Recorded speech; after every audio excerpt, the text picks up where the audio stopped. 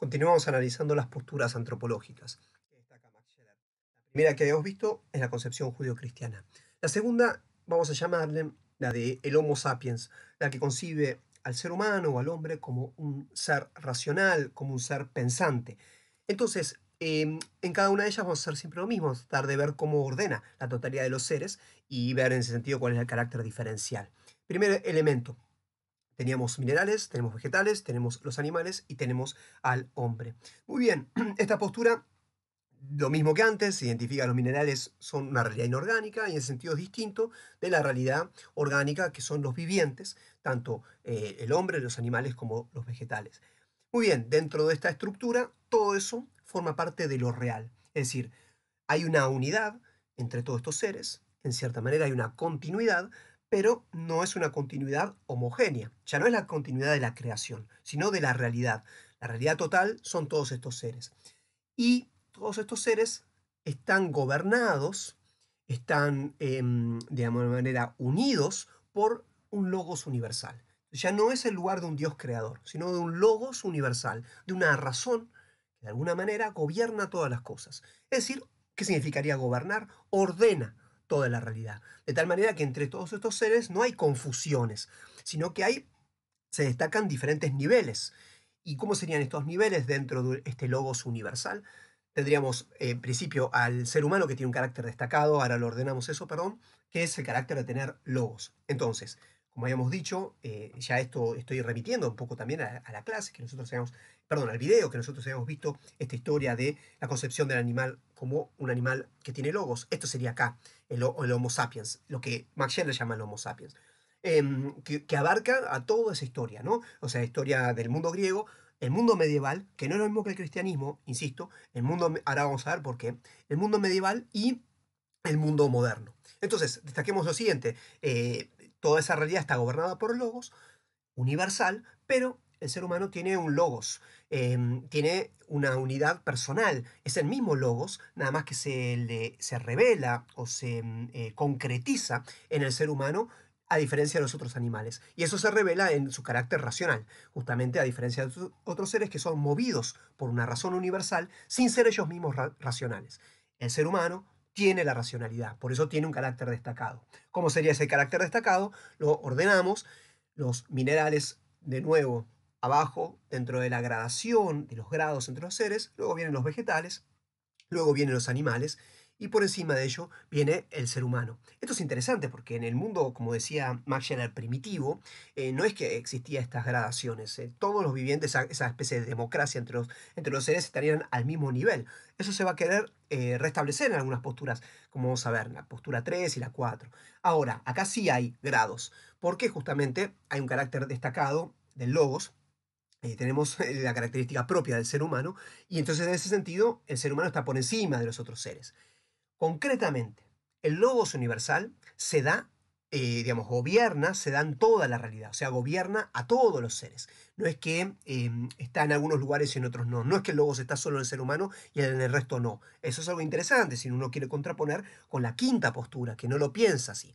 El logos le da unidad, le da cohesión a la realidad. Por eso el gran punto es el ser humano cómo se inscribe dentro de ese orden, cómo no rompe ese orden, cómo destaca su propia capacidad de logos, viviendo de acuerdo al logos universal. Esta es la gran postura de la filosofía griega. ¿Cómo hacer para que el ser humano viva de acuerdo al logos universal? Esa es toda la pregunta que se hace permanentemente. Porque tener logos nos destaca por encima de los otros seres, pero también nos hace seres tan únicos que podemos hasta incluso romper ese logos utilizando de manera incorrecta nuestro logos, justamente, o no viviendo, mejor dicho, de acuerdo a ese logos, es decir, dándole espaldas al logo, nos puede llevar justamente a romper ese orden. El orden no se rompe, sino que nosotros nos rompemos, digamos así, nosotros nos ponemos voluntariamente fuera de ese orden universal. Ahora bien, que haya un orden, o mejor dicho, sí, un orden universal o un logos universal, es decir, que haya algo que ordena la totalidad de la realidad, hace que esa realidad sea inteligible. ¿Qué significa que sea inteligible? Que sea algo que se pueda conocer. Inteligible es que la inteligencia puede conocerla. Es decir, si hay razones en esa realidad, si hay un orden, se puede comprender. Esto es como cuando se ponen estas cuestiones en matemáticas, vamos a decir, que se hacen estas series de números matemáticos, ¿no? Entonces aparecen, no voy a decir ninguno porque voy a pifiarla seguramente, pero se pone un número, luego otro número, y uno tiene que encontrar cuál es la razón, cuál es la ratio, se dice, ¿no? ¿Cuál es el orden que gobierna esa sucesión de números? ¿Hay alguna razón? ¿Son todos el doble? ¿Son todos números que sumados entre sí van dando el siguiente? ¿No? Si tengo el uno, ya me expongo con esto, pero tengo el uno y el 2 y al siguiente tengo el 3 y luego tengo la sumatoria de todos esos, tengo, creo que es el 6, ¿no? Tengo 3 más 2 más uno, entonces, etcétera. Entonces ahí encontré cuál es el orden. Quiere decir que esa sucesión es inteligible, puede ser conocida. Entonces, uno puede pensar, una analogía es que si hay un logos universal, quiere decir que esta realidad es inteligible, se puede comprender. Es decir, que no es algo totalmente aleatorio, no es algo que es puramente accidental, sino que todo tiene un sentido. Entonces, que haya un logos universal garantiza que entonces el conocimiento humano no es algo disparatado, sino es el modo de desentrañar, sacar las entrañas, ¿no? Sacar lo más íntimo de esa realidad. Utilizar el logos, es decir, conocer esa realidad, me va a permitir encontrar el sentido de las cosas. Por eso no es en vano pensar, sino todo contrario, ejercer justamente el poner, como decíamos en el video, ¿no? Aletheia, ¿no? Poner en evidencia, poner a la luz eso que está contenido en esa realidad. Esa sería nuestra tarea. Nosotros tenemos que sacar a la luz ese logos contenido en todas las cosas, porque el logos está en todo. Pero nosotros tenemos la tarea de descubrir eso. Eso lo podemos pensar en el mundo griego, pero también en el mundo moderno. Cuando la racionalidad científica pretende conocer la realidad, en cierta manera, según esta postura, está haciendo eso. Está ejerciendo el carácter digamos así, de la capacidad, mejor dicho, de poder desentrañar la verdad contenida en todas las cosas. Por eso esto no va en contra de la razón, la ciencia, sino por el contrario, a favor de ella. Entonces, en este esquema, lo que vemos es que hay una relación directa, ¿no? Ahí habla Max Scheler de un parentesco, una relación personal. eh, Él dice, si no mal no recuerdo, una divinidad en el ser humano. Es decir, ese logos universal se da en todas las cosas, pero se da de una manera excepcional, propia, más destacada en el ser humano. Por eso el ser humano es un ser destacado, un ser excepcional con respecto a los otros seres, por tener esa relación. Muy bien, el ejercicio de ese logos universal, atentos a esto, Max Scheler dice que puede darse en un deísmo o en un panteísmo. Simplemente aclaro esto, que ese logos universal puede ser identificado con un Dios personal, ya estaríamos en un deísmo, es decir, hay un Dios que puede ser dos posibilidades. Un Dios que creó ese logos, o sea, es una criatura por encima del logos, y de alguna manera creó un logos universal que luego ordena la realidad. Eso sería una postura posible, que es la de un autor que se llama Plotino. Plotino cree eso, que está Dios por arriba de todos, que es el bien, identifica con el bien y el uno. Y por abajo de él está el logos universal, creado por Dios a su voluntad, pero ese logos luego gobierna todas las cosas. Esa es una posibilidad deísta. Otra posibilidad es que ese logos sea Dios, o sea, el logos personal. Esto que decíamos nosotros en el cristianismo, es una interpretación de este esquema. Por eso no es lo mismo cristianismo que Homo sapiens. Son dos posturas distintas, porque el cristianismo es una revelación, mientras que esto es un pensamiento que de alguna manera destaca un logos universal y que lo identifica con, justamente porque en la revelación dice que en uno de los evangelios, ustedes lo hemos destacado ya, ¿no? Que en el comienzo estaba el logos junto con Dios y era Dios, dice el Evangelio de San Juan, y se identifica a la segunda persona, a Cristo, con el Logos. De alguna manera no se dice que es una creación, sino que es el mismo Dios. Entonces, eso sería la primera flecha, deísmo, es decir, que identifica ese Logos universal con un Dios personal. Eso es posible, pero también hay lecturas que no son de ese tipo. Hay lecturas que son panteístas, digamos que Dios está en todas las cosas y es todas las cosas, no es un ser destacado, no es algo que es distinto de la creación, sino que es la misma realidad. El todo de la realidad contiene el logos. Esas son las posturas que aparece ahí, dice Max Scheler, como la del estoicismo. El estoicismo no cree en un Dios personal, que es el logos, sino que cree que hay un orden y que es inmanente, es interior a esa realidad, eso sería inmanente. Esas son dos lecturas posibles, por eso no hay que identificar esta postura directamente con el cristianismo, sino que el cristianismo ha leído la revelación cristiana desde esta lectura y ha tomado una posición deísta, distinta a la panteísta, pero simplemente entender que es parte de la historia de la teología esto, no es parte de la revelación. Entonces, volviendo a este esquema, ese logos universal, por eso Max Scheler dice puede ser tanto deísta como panteísta, pero en cualquiera de los casos es este mismo esquema, en el cual el carácter destacado del ser humano es por tener logos. Muy bien, ¿qué le brinda la posibilidad del logos? Tener logos le permite, esto sigo destacando lo que dice Max Scheler, le permite hacer teoría, conocer la realidad. ¿Por qué? Porque si hay razones en las cosas, porque hay un logos universal, puede ser conocida. Perfecto. No solamente se puede conocer, sino que mediante lo que se puede conocer se puede transformar. Es decir, puede fundamentar un tipo de técnica, que es una técnica que surge de la teoría, no es una técnica arbitraria, sino que buscamos transformar esa realidad habiéndola conocido. Y ahí pueden pensar, tanto en el mundo griego como sobre todo en el mundo moderno, está pensando ahí Max Scheler, porque de alguna manera lo que está diciendo es, ¿qué hace la ciencia? La ciencia prepara la tecnología. La tecnología sería la aplicación del pensamiento teórico, el pensamiento científico. Entonces, si yo puedo conocer cómo son, esto ya creo que lo dije en otro video, disculpen, pero puedo pensar cualquier realidad, pero si puedo conocer cómo es la estructura del aire, de las fuerzas que gobiernan el aire, bueno, de alguna manera yo puedo después hacer una tecnología que a favor de ellas pueda yo gobernar sobre ellas justamente racionalmente. No es que la aviación se creó de la nada, arbitrariamente, no, se aplicaron teorías a la práctica, en este caso técnica. También la teoría me permite a mí ordenarme desde el punto de vista de las relaciones con los otros y conmigo mismo. Y ahí ya estaríamos en el plano de la ética. La ética también surge de un logos. Es decir, si las cosas son así, me tengo que comportar de acuerdo a lo que son las cosas. Y ahí surge una ética. Max Scheler sobre todo destaca una ética con respecto a los demás, pero uno puede pensar con respecto a todos. Es decir, si la esencia del ser humano es tener logos, yo tengo que tomar al otro como un ser racional. Si yo domino al otro, manipulo, si yo de alguna manera lo esclavizo al otro, estoy tomando desde el punto de vista ético, estoy realizando una acción mala, porque no estoy tomando al otro como lo que es. Si yo lo manipulo y le miento, no estoy tomándolo al otro como su propia naturaleza, como un ser racional. Pero uno podría pensar también que funda una ética con respecto a la realidad. Los minerales que no tienen vida, de alguna manera podrían ser modificados y no habría un problema ético en principio en ello. Los vegetales ya introducirían otro problema y los animales otro problema. Entonces sería el problema de la ética con respecto a la naturaleza también. Pero tiene que ver con, una vez que concebimos qué son las cosas, la pregunta es cómo actuamos éticamente respecto a ellas, ¿no? Entonces, y después también tenemos que destacar con respecto a uno mismo. Uno se puede tomar a sí mismo como un ser que tiene logos y desarrollar ese logos y éticamente uno haría el bien con uno mismo o por el contrario, según uno se puede tomar como algo menor y esclavizarse a sí mismo y no tomarse como un ser que es digno de justamente de la capacidad racional. En definitiva, entonces, si yo desarrollo el logos, ven, el logos es una capacidad humana.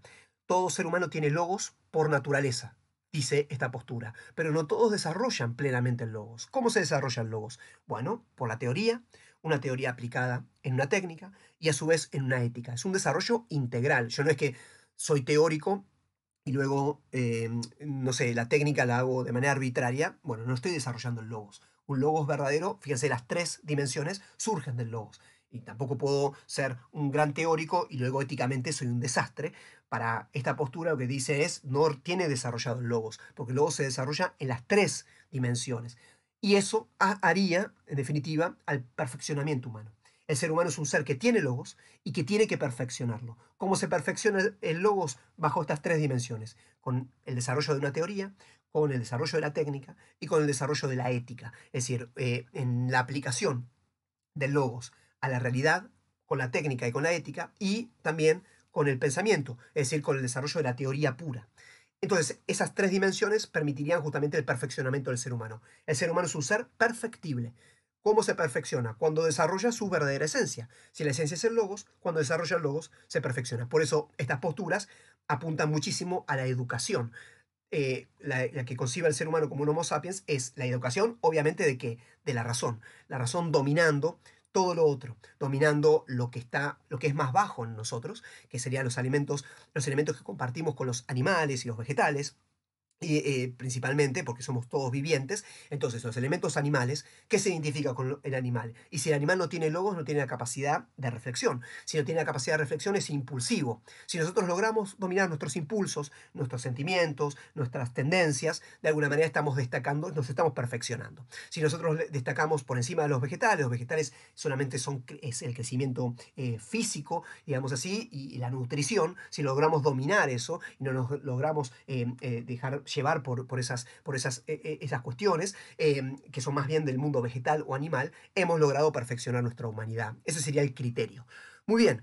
Hagamos ahora una serie de señalamientos sobre los principios que destaca Max Scheler, que ordenan esto mismo que vimos. Entonces, este sería el esquema desde el cual piensa el Homo sapiens al ser humano. Fíjense, está dentro de una gradación por encima de todos. ¿Pero por qué? Porque está por encima, no arbitrariamente, porque tiene lo que gobierna esa realidad, tiene el logos. Por supuesto que no lo tiene universalmente, lo tiene de manera personal. Desarrollando eso personal se va a unir al logos universal. Si yo hago teoría, una técnica de acuerdo a la teoría y una ética, yo estoy dentro de ese orden, no rompo ese orden. Muy bien, vamos entonces a destacar lo que Max Scheler llama esos principios, que después lo vamos a destacar en todas las posturas, por eso también es interesante para comparar.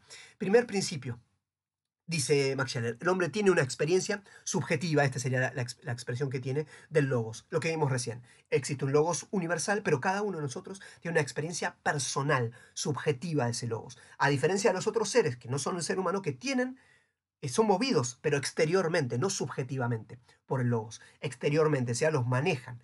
Mientras que en el ser humano no es manejado por el logos, sino que tener un logos significa que tener la capacidad de unirse personalmente y subjetivamente con el logos. Ese es el carácter destacado. Distinto es que alguien le dé algo de manera personal, que se lo dé a un grupo. Es decir, el logos universal da el orden a todos por igual. Entonces agarra al grupo de los animales y a todos los animales de la misma especie le da el mismo orden. En cambio, en el ser humano se lo da de una manera como si fuese un regalo personal que uno tiene que responder personalmente. ¿Y cómo es responder personalmente? Desarrollándolo. Uno puede asumir la responsabilidad de tener un logos, desarrollar ese logos, desarrollar una vida de acuerdo al logos, o por el contrario, rechazar eso y de alguna manera degradarse en su humanidad, o por el contrario, destacarse en su humanidad. Por eso siempre están esas figuras de los modelos humanos que han llevado el logos a su máxima expresión, que han desarrollado ese logos. Esto es lo que quiere destacar la postura número 5, la de Max Scheler. Quiere retomar esta idea, ¿no?, de la capacidad del ser humano de crecer y de destacarse por encima de otros, justamente desarrollando la capacidad del logos, que también va a seguir refiriendo esta postura, ¿no? Simplemente esto es un salto a la postura número 5 para que vean que hay unidad, y eso es importante cuando hagamos la comparación, para que se vea que hay criterios en común y hay cosas que son distintas.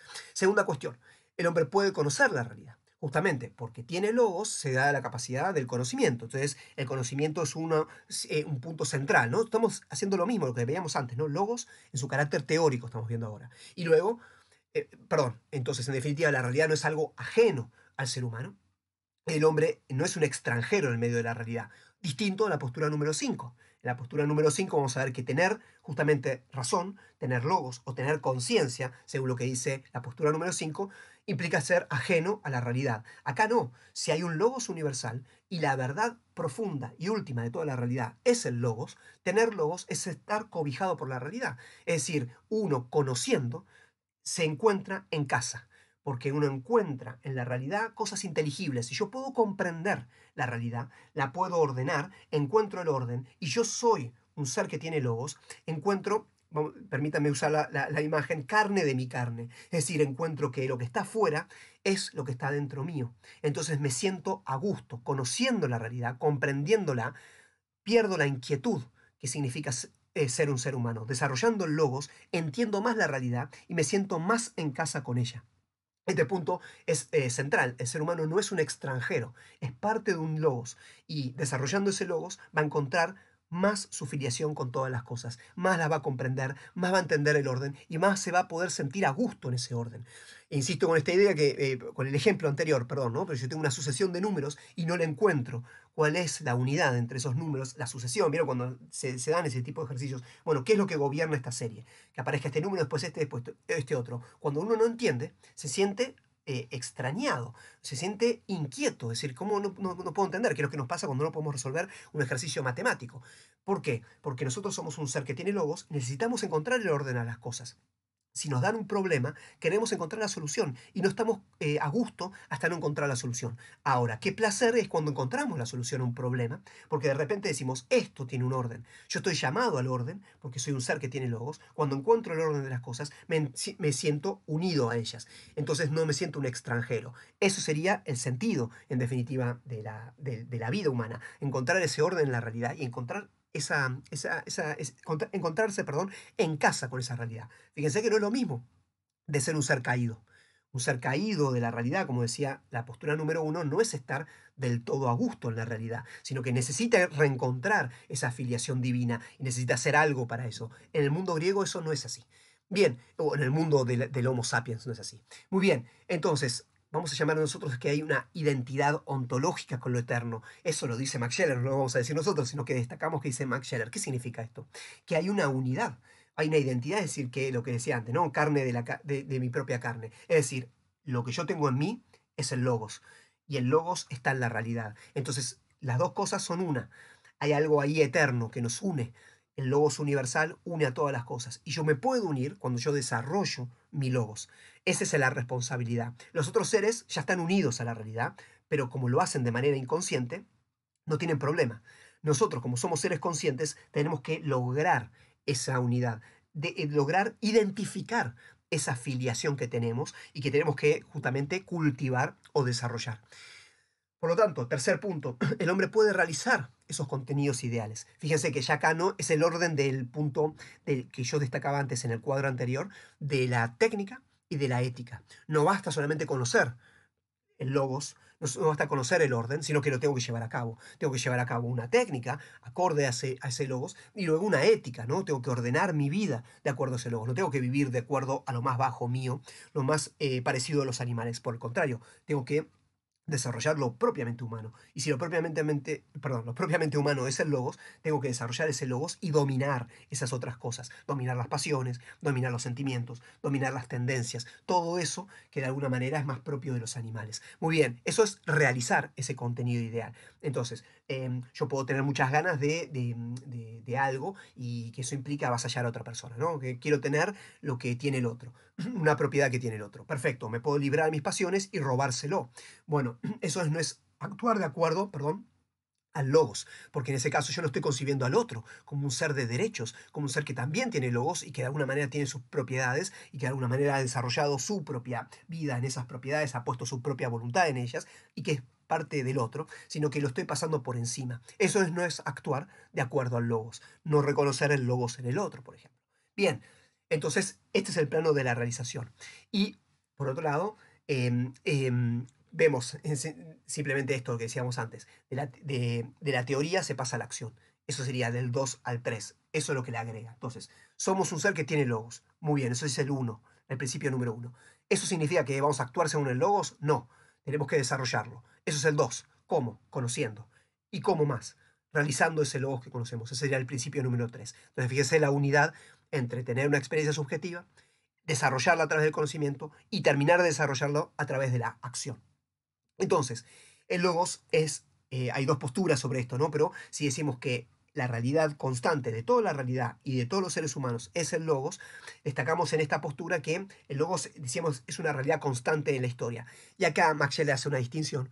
A mí, en principio, esto no es que es algo central, pero se pueden tomar dos posturas. El logos está siempre en la historia, igual, o el logos va tomando una conciencia cada vez mayor. Es decir, es algo constante en la historia o es algo creciente, es algo que progresa. Son dos posturas posibles. Ahí destaca la filosofía de Hegel como una idea del crecimiento, del progreso en el logos. Simplemente esto que destaca. La historia de la humanidad es la historia del logos, porque esa es la esencia. Ese logos está siempre igual, conocido en la historia, entonces simplemente es la historia personal de unirse al logos, O por el contrario, hay una historia creciente. Se empezó de una conciencia más limitada del logos y a medida que pasa la historia se va tomando conciencia mayor de la realidad del logos y del peso del logos. Esa sería la postura que destaca, por ejemplo, que la modernidad es la verdad sobre el logos. Se creyó que el logos era algo, pero después a medida que pasa la historia se empieza a dar cuenta que el logos es un logos científico y ese es el verdadero logos. Y lo que se consideraba antes logos no era verdadero logos. Eso sería una idea del progreso, que ustedes lo habrán visto con la idea del progreso indefinido de la modernidad. Bueno, eso considera que el logos es algo que se tiene que desarrollar cada vez más y en ese sentido la ciencia es la manifestación de un logos creciendo, un logos que pensaba que era una cosa y a medida que pasa la historia, primero era el mito y era un logos oculto, y luego el mito ya era un logos, pero que no sabía que era logos, y luego cuando avanza la historia, sigue el cristianismo, que sigue medio mitológicamente, y cuando llega la modernidad se hace mayor de edad, y ese logos adquiere el carácter científico, y la ciencia progresa indefinidamente. Esa es una postura que es muy discutible, ¿no? Pero la idea que tiene en el fondo es esta, una idea de una historia creciente, una idea de un progreso. Cualquiera de las dos posturas tiene los mismos principios, que la realidad es un logos y que ese logos de alguna manera es universal y que en el ser humano se da de una manera personal. Muy bien, esto sería la segunda postura. Lo que vamos a hacer es completar el cuadro para que también después quede algo comparativo, sobre todo para estudiarlo, ¿no? Segunda postura entonces la llamamos el Homo sapiens. ¿Cuál es la ontología? ¿Cuál es la idea de la realidad? La realidad entera es un logos universal. Ya no es una creación, sino es un logos, un gobierno de una razón, de un orden que de alguna manera, perdón esta redundancia, pero ordena todas las cosas, gobierna ordenando todas las cosas, dándole un sentido a todas las cosas. ¿Cuál es la esencia del ser humano? Bien, claramente es un animal racional, un animal que tiene logos o un ser que tiene logos. Esa sería la esencia del ser humano. ¿Cuál es el sentido entonces? Dijimos, perfeccionar ese logos, llevar ese logos a su máxima expresión teórica y práctica, de la teoría y la realización en la realidad. Eso sería el sentido, lo que tenemos que hacer como seres humanos. Es lo que tenemos que hacer, educarnos, educar nuestro logos y educar nuestra vida de acuerdo al logos. Y luego, la historia entonces tiene que ver con el desarrollo de la razón. Lo que nosotros hacemos en la historia es que esa razón se desarrolle. Sea porque esa razón está siempre igual en toda la historia, o sea porque esa razón va progresando en la historia. No importa, pero la historia tiene que ver con el desarrollo del logos, el desarrollo de la razón, la historia de la racionalidad abriéndose paso en el medio de la realidad. Y por último, entonces, efectivamente, ¿cuál es la razón? Es el lugar, ¿qué lugar ocupa la razón? Perdón, es el lugar central en el ser humano. Es la potencia más alta que tenemos. ¿Tenemos otras capacidades? Sí, por supuesto, pero la más alta es la razón. Por eso, la capacidad más alta tiene que gobernar a las inferiores. Tenemos la capacidad de la corporalidad y los movimientos corporales. Muy bien, tienen que ser gobernados por la razón. Tenemos la capacidad de tener una vida afectiva, volitiva, querer cosas, deseos. Bien, todos esos deseos tienen que ser subordinados a la razón, que es la potencia más alta. Tenemos cualquier capacidad humana que tengamos, tiene que ser de una manera ordenada por la razón, porque es la capacidad más alta. Bien, avancemos entonces un poquito en la próxima postura, que será la postura número 3. Acá ya no es el ser humano como un Homo sapiens, sino como un Homo faber. Yo voy a destacar esta postura o como Homo faber, que es es el hombre que hace, ¿no? Faber es hacer. Entonces, ya no es el hombre que piensa, sino que hace, que actúa. Sería lo propiamente humano. O la concepción naturalista. ¿Por qué la concepción naturalista? Porque concibe al ser humano como parte de la naturaleza, en unidad con la naturaleza, en continuidad con la naturaleza. Por eso sería una postura naturalista. Entonces, veamos cómo sería el ordenamiento de la realidad según la concepción naturalista o la del Homo faber. Primero, destaca los mismos seres. Obviamente todos tenemos eso a la vista. Hay seres minerales, hay seres vegetales, animales y existe el ser humano. Todos esos, para la concepción naturalista, forman parte de una unidad. Esa unidad se llama la naturaleza. Lo que nos une a todos es que todos son parte de la naturaleza. No hay más que naturaleza. Fíjense, ya no son creación, no es un logos universal, sino es una naturaleza que une la totalidad de lo real. Después hay que ver qué significa esa naturaleza, lo vemos ahora. Primero, eso sería lo real, la naturaleza, lo único que existe. Eso es una unidad. Esa naturaleza contiene leyes. Es decir, la naturaleza, de vuelta, no es un caos, pero no es un logos universal. Nosotros no conocemos si hay una esencia de las cosas. Lo que sabemos es que hay una serie de fuerzas, y eso serían las leyes. O sea, lo que descubren las leyes es que hay una serie de fuerzas que gobiernan a toda la realidad. ¿Qué significa que gobiernan la realidad? No es que le dan un sentido, no es que están pensadas, no es que son inteligibles. Esas fuerzas lo que muestran es cómo funciona la realidad. La realidad funciona de una manera determinada, bajo una serie de fuerzas. Esta es la ciencia moderna, lo que introdujo la ciencia moderna. Si ustedes descubren, por ejemplo, pensemos en algo específico, Newton. Antes de Newton se veía que las cosas caían. No es que Newton, a partir de Newton se ve que las cosas caen. Newton señala, ¿no? La teoría de la gravedad, ¿no? O sea, desarrolla una ley que descubre que hay una serie de fuerzas que están sobre todos los cuerpos. Hasta el momento se explicaba de otra manera la caída de los cuerpos. Había que pensar en la concepción aristotélica. ¿Qué pensaba Aristóteles? Hay un logos que pone a cada cosa en su lugar, le da un ordenamiento. Entonces, cuando algo cae, lo que se muestra, por ejemplo, yo agarro un objeto que está en el suelo. ¿Qué dice la teoría de orden aristotélico? Que el lugar propio, es decir, la esencia de ese cuerpo, es estar en el suelo. Esa es su esencia, ese es su ordenamiento. Si yo levanto ese cuerpo, estoy haciendo estoy generando una acción contraria a la esencia. ¿Qué va a pasar si yo genero una acción contraria a la esencia? Ni bien deje de hacer esa acción, ese cuerpo va a volver a su lugar propio, a su lugar por naturaleza. Por eso las cosas caían. Porque cuando yo, mientras que las estoy sosteniendo, estoy generando una fuerza contraria. Mejor dicho, estoy haciendo una acción contraria a la esencia de las cosas. Ni bien yo deje de ejercer esa fuerza, ese cuerpo va a volver a su lugar por naturaleza. Esa es la lectura desde la esencia, esencialista diríamos. Esa es la lectura de un logos. Si el logos ordenó las cosas de una manera determinada, cuando yo voluntariamente deje de hacer esa fuerza contraria o deje de ejercer esa acción contraria, las cosas volverán a su lugar propio.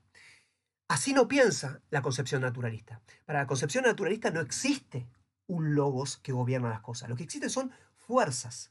Entonces, lo que dice es esto. Newton hay fuerzas, una de esas fuerzas es la gravedad. La ley de la gravedad descubre la fuerza. La fuerza gravitatoria afecta a todos los seres de este planeta y explica por qué funcionan de esa manera. Las cosas caen por la fuerza gravitatoria. Simplemente que es una fuerza, insisto, universal, que es una de las fuerzas centrales de la naturaleza. Newton lo que hace es descubrir todas las fuerzas de la naturaleza, o intenta descubrir a través de sus leyes todas las fuerzas de la naturaleza. Ahí está la fuerza de la inercia, etcétera, que gobierna todo. Pero quiero destacar esta idea: no es un logos, sino es un funcionamiento. Simplemente muestra, insisto, cómo las cosas se comportan por fuerzas exteriores a todas las cosas. Muy bien, dentro de esa naturaleza están todos los seres vivientes, para la concepción naturalista.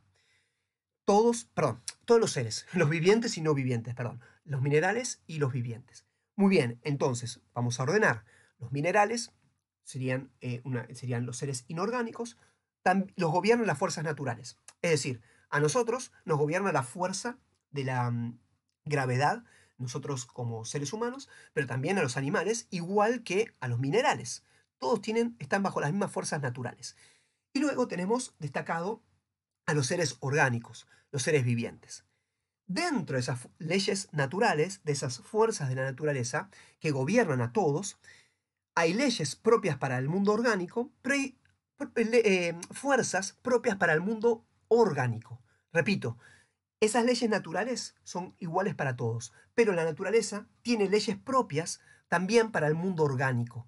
Las leyes propias del mundo orgánico son las leyes de las fuerzas instintivas. Lo explico mejor. Así como decíamos antes, la gravedad gobierna todos los cuerpos, orgánicos y no orgánicos, los cuerpos orgánicos tienen sus propias leyes. ¿Pero por qué tienen sus propias leyes? Porque se descubre en el mundo orgánico unas fuerzas que son las fuerzas de los instintos. Así como la fuerza de la gravedad mueve a todos los cuerpos hacia el suelo, hacia el centro de la Tierra, para decirlo bien, los instintos mueven a todos los seres vivientes. ¿Cómo los mueven? Depende qué instintos destaquemos. ¿Qué serían los instintos? Pero entonces, las fuerzas instintivas muestran cómo funcionan los seres vivientes. Todos los seres vivientes se mueven por instinto, así como la fuerza de la gravedad mueve a todos los cuerpos hacia el centro de la Tierra. Bueno, los instintos mueven a todos los seres de la misma manera, de manera exterior, como una fuerza. nos propulsan. Entonces, de alguna manera, nosotros no somos libres ante esa fuerza instintiva. Simplemente somos títeres de esas fuerzas de la naturaleza. Somos simplemente encarnación o simplemente somos manifestación de esas fuerzas instintivas que gobiernan a todos los vivientes, a toda la vida orgánica. ¿Qué vemos por primera medida?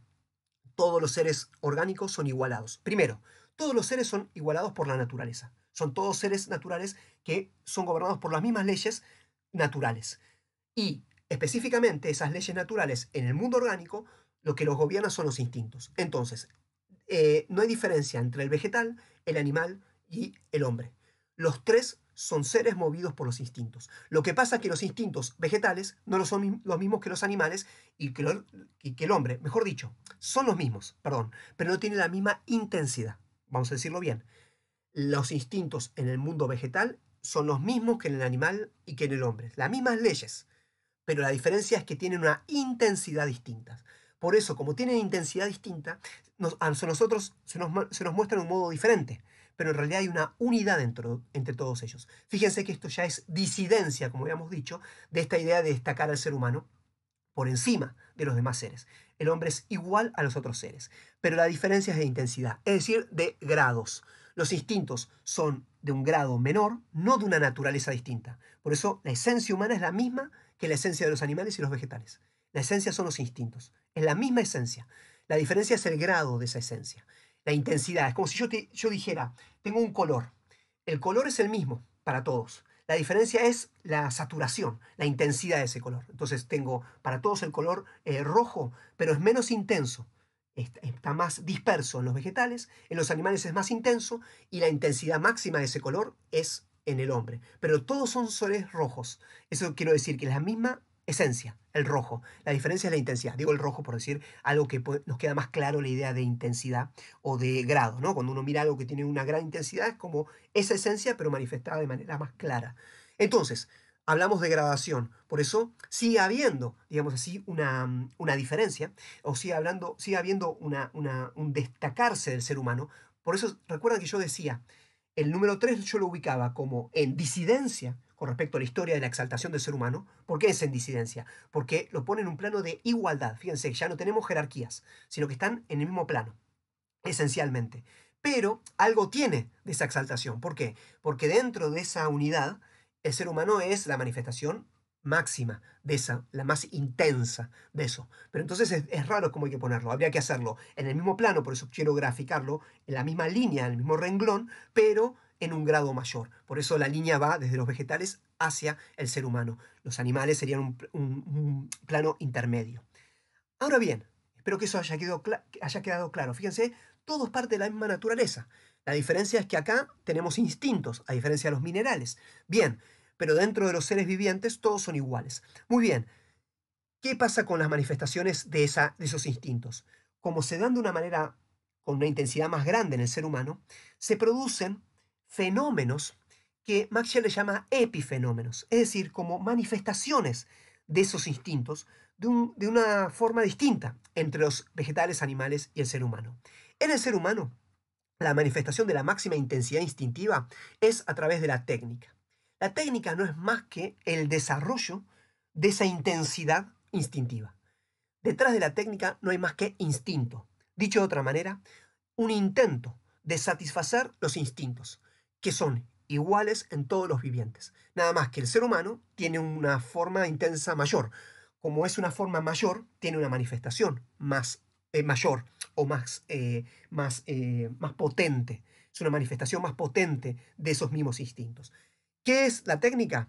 La técnica son tanto los instrumentos, lo que nosotros llamamos los artefactos, como el pensamiento, los conceptos. ¿Qué quiere decir acá esta postura? Que nosotros lo que destacábamos antes, en la postura número 2, por ejemplo, la razón humana como algo excepcional, en realidad es simplemente un resultado, un epifenómeno, es decir, un fenómeno secundario de la vida instintiva. Los instrumentos está claro que es una técnica. ¿Es una técnica para qué? Para satisfacer los instintos. Es decir, nosotros desarrollamos, insisto, depende que pongamos como instinto, ahora vamos a ver, eso lo vieron ustedes en el texto de Max Scherer, pero pongamos que el instinto es la supervivencia. Lo que buscamos es sobrevivir o valernos, por ejemplo, de elementos para satisfacer nuestras necesidades básicas de supervivencia. ¿Qué significarían necesidades básicas de supervivencia? Por ejemplo, tener recursos, poder comer. Entonces, utilizamos instrumentos para generar comida, ¿no? Entonces, en ese sentido, no sé, creamos la agricultura, luego creamos la industria, y es decir, técnicas, ¿para qué? Para poder satisfacer una necesidad básica, que es tener sustento para sobrevivir. Eso es instintivo. Los vegetales que buscan sobrevivir, dice la postura naturalista. Los animales que buscan sobrevivir. Los vegetales se procuran sus propios medios a través del agua y demás, pero no tienen un modo tan destacado. De tal manera que si hay sequía, los vegetales mueren. Si no tienen los nutrientes básicos, mueren. Los animales logran, en cierta manera, trasladarse. Entonces, el instinto ahí se puede satisfacer trasladándose, pero hasta cierto límite, porque si hay también, depende de qué se alimente, pero si, por ejemplo, no hay vegetales, mueren. Si cambia el clima, mueren, porque desaparecen los animales con los cuales ellos, de los cuales ellos se alimentan, mueren. Y eso es lo que pasa en la vida, si uno ve la historia de la naturaleza. Mueren ciertas especies y mueren un montón de otras especies a la vez. ¿Por qué? Porque no logran satisfacer sus necesidades que justamente lo hacían con este tipo de especies. Por eso se dan estos grandes cambios en la naturaleza. El ser humano no busca más que lo mismo, satisfacer sus instintos de supervivencia. Pero ¿qué pasa? Logró desarrollar la capacidad, perdón, de la técnica. La técnica busca satisfacer la comida, en este caso, la supervivencia. Entonces, ¿qué logró hacer? Bueno, con la agricultura puede, de alguna manera, producir más. O sea, no solamente depende de que haya ciertas semillas o cierta reproducción vegetal, sino que logra conservar las semillas, sacar las semillas, producirlas, ni hablar en la técnica contemporánea que ya puede hacer biogenética, entonces en ese sentido ya puede prescindir incluso de los vegetales y crear de manera propia, de manera artificial, los vegetales y la cantidad, el tamaño, como le guste. Entonces genera supervivencia, pero también puede generar la industria y producir masivamente elementos para la supervivencia.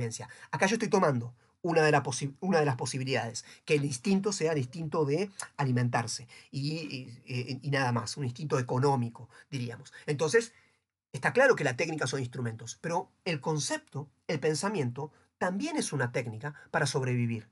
Entonces, ¿qué significarían los conceptos? El concepto es un instrumento más. Entonces, con el concepto, ¿yo qué puedo generar? Por ejemplo, leyes. Leyes, ¿qué hizo Newton? Newton desarrolló una técnica de pensar, una técnica de ordenar la realidad. No es que busca conocer la verdad de las cosas, no le interesa la verdad de las cosas, le interesa cuáles son las fuerzas que dominan la realidad, para, a partir de entender esas fuerzas, poder llevarlas en beneficio del desarrollo de los instintos humanos. Entonces, cuando yo conozco cómo funciona la realidad, puedo luego torcer la realidad en favor del ser humano. Insisto, los conceptos, el pensamiento no son sino modos de seguir desarrollando el instinto. Entonces, cuando yo logro vencer a otro con argumentos, lo único que estoy tratando de hacer es imponer mi vida instintiva por encima de la otra. Entonces ahí puede ser que si los instintos son de poder, el concepto, detrás del concepto no hay más que poder. Deseo de poder. Alguien puede estar pensando en posturas contemporáneas, la de Foucault. Foucault tendría una postura similar a esta. Es decir, lo que hay detrás de todo es un intento de ganar poder. Y el modo que utilizamos para generar el poder a veces es a través de conceptos, a través de convencer a otro. Si yo logro convencer a otro de mi posición, me impongo mi poder por encima del otro a través del concepto. Pero entonces en el concepto no hay verdad.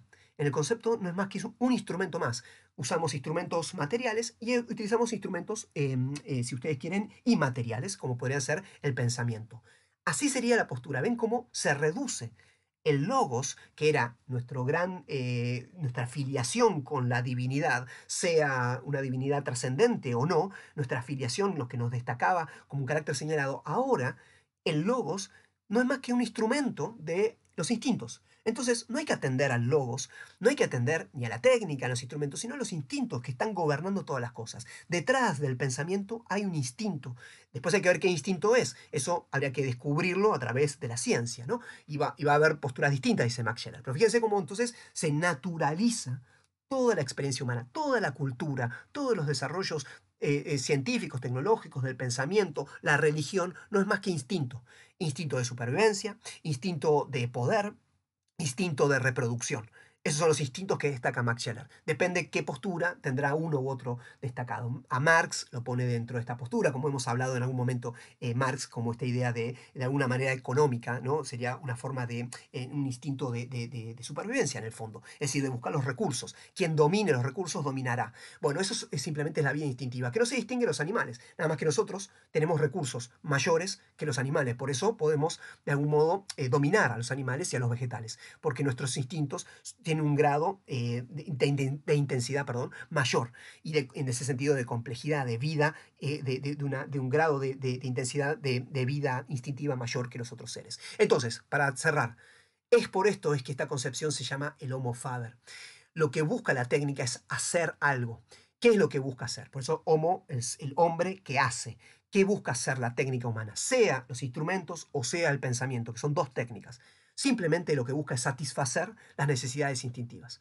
Este es nuestro modo, son herramientas para satisfacer los instintos. Los otros seres lo hacen de otra manera, de una manera menos intensa, de un grado menor. Los vegetales también buscan satisfacer sus instintos, los animales también. Nosotros también, no nos distinguimos de ellos. Nada más que hemos desarrollado otro tipo de capacidad de hacer, mucho más grande, y entonces podemos satisfacer nuestros instintos de una manera más profunda que ellos.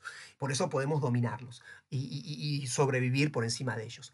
Es decir, todos estos elementos espirituales o incluso culturales no son más que epifenómenos, es decir, fenómenos secundarios, simplemente instrumentos, medios para satisfacer los instintos. La realidad humana es instintiva, pero no se distingue de los otros seres vivientes. Espero haber sido claro más o menos con esto, que para distinguirlo, espero que se distinga plenamente del punto número 2. El punto número 2, hay un logos atrás de estas cosas. Acá no hay logos, hay fuerzas. La idea es quién domina mejor esas fuerzas, quién las canaliza de la mejor manera esas fuerzas, que son iguales para todos los seres. Y luego, para los seres vivientes, se llaman instintos esas fuerzas. Bien, entonces, ¿qué principios destacamos? Esto ordena un poquito lo que veíamos recién. No hay diferencia, entonces, de esencia, dice Max Scheler, según la concepción naturalista, entre el hombre y el resto de los vivientes. Esencialmente son lo mismo. Lo que hay diferencia es de grado dentro de la misma esencia. Segundo principio que podemos destacar dentro de esta postura. La inteligencia, la voluntad, los sentimientos, toda la vida de logos, en cierta manera, son epifenómenos tardíos, dice él, de la fuerza instintiva común. Es decir, hay un desarrollo, hay una especie de evolución en el instinto.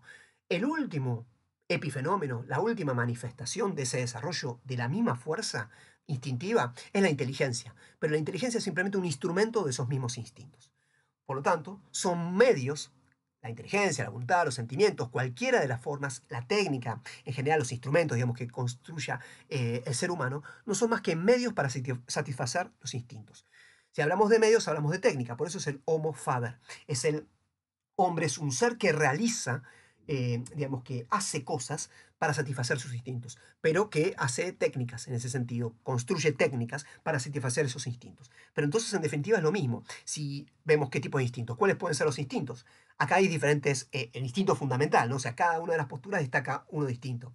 Uno puede decir que es el económico, es decir, el instinto de proveerse del el material para justamente sobrevivir. Eso sería el económico, ¿no? O sea, tomar cosas de la realidad para lograr su supervivencia. Otros dirían que, bueno, el instinto fundamental es de reproducción. Entonces todo lo hace para la reproducción, para continuar la especie. Y esa sería la fuerza instintiva más fundamental. Otros pueden decir es el ansia de poder. Entonces lo único que busca los vivientes en general, porque eso sería igual a todos los vivientes. Todos los vivientes buscan proveerse de elementos para su nutrición, ese sería el primero. Todos los vivientes buscan la reproducción, sería el segundo. Y un tercero diría, todos los vivientes buscan el poder y buscan justamente ponerse por encima de ellos. En los seres humanos sería lo mismo. Entonces lo que habría es una historia que es la historia de la supervivencia o de procurarse los medios materiales, sería la primera postura. La segunda postura es la historia de la reproducción de las especies. Y la tercera postura es que es la historia del poder. Eso sería la historia de los vivientes, que sería de todos, de la vida orgánica en general, solamente que en el ser humano se ve de una manera distinta, más destacada, o de un grado de intensidad mayor, pero sería parte de la misma historia, entonces no habría una diferencia. Es un poco lo que diría Darwin, en cierta manera, ¿no? En cierto modo es lo mismo que se da en la vida de los otros vivientes, se da en el ser humano. Solamente hay una diferencia de grado. Entonces, para cerrar esta tercera postura, o el análisis de esta tercera postura, vamos a destacar lo siguiente, vamos al cuadro comparativo. Insisto, después ustedes véanlo, este cuadro, después se los subo cuando lo terminemos completo, quiero decir, en PDF para que lo tengan y lo puedan ver, y en ese sentido destacar, comparar, ¿no?, uno con el otro. Entonces, seguimos completando. Sería la postura del Homo faber o, si ustedes quieren, la concepción naturalista, cualquiera de las dos. Homo faber me era más corto para ponerlo ahí, simplemente por eso. ¿Qué es la ontología? ¿Qué es lo que concibe que es la realidad? Bueno, la realidad son fuerzas naturales, es una gran naturaleza. Y específicamente dentro de la naturaleza están los instintos. O sea, hay fuerzas que gobiernan a todos los seres y luego a los vivientes los gobierna el instinto. Dentro de eso, ¿qué es el ser humano? Es un ser instintivo. O sea, eso tenía que decir, ¿no? O sea, su esencia son los instintos. Depende qué se considere que es instinto, será si la esencia es el poder, si la esencia es la reproducción, si la esencia es la economía. Depende qué sería el instinto, pero en definitiva para esta postura son los instintos, nada más. Y que luego entonces el resto son simplemente epifenómenos, es decir, manifestaciones secundarias, es decir, accidentales, como decíamos nosotros, lo esencial y lo accidental, de los instintos. El sentido de la humanidad y de todos los vivientes es satisfacer los instintos. Lo único que buscamos en nuestra vida es satisfacer los instintos. Depende qué instinto sea el fundamental, será nuestro sentido. Y la historia, entonces, es que esos instintos se realicen, que esos instintos logren su satisfacción. Nada más que eso. Fíjense si comparamos con la primera versión, la historia de la salvación versus satisfacer los instintos, o la historia del perfeccionamiento a través de la razón versus satisfacción de los instintos. Ustedes verán ahí comparativamente qué interesante es cuando hacemos el cuadro, me parece a mí, para poder ordenar las diferentes posturas. Y por último, la razón, ¿qué es? Simplemente es una técnica o un epifenómeno, un fenómeno secundario de lo central, que lo central en ese sentido serían los instintos. Bien, corto el video acá para luego en el próximo continuar con el resto de las posturas.